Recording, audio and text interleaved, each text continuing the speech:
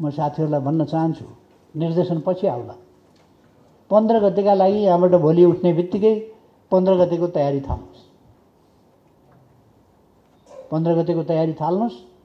15 गते के गर्नुपर्छ भन्ने कुरा पार्टीले भन्छ। समय थोरै भयो भन्ने। यति साथीहरू वडामा गएर अरू जो पराजित साथीहरू छन् तिनीहरूलाई पनि लिएर, त्यहाँका पार्टीहरूलाई लिएर पार्टी परिचालन तपाईँहरू यति आफ्ना वडामा कति 359 वडा त तपाईँहरू मोबिलाइज हुनुहुन्छ। 359 भन्दा बाहिरका वडाहरू पनि मोबिलाइज गर्न सकिन्छ। यति मोबिलाइज गरेर जनता परिचालन हुँदाखेरि अनि कसले थाम्छ, कसले रोक्छ? त्यसकारण म साथीहरूलाई आग्रह गर्न चाहन्छु, निर्देशन पछि आउँछ।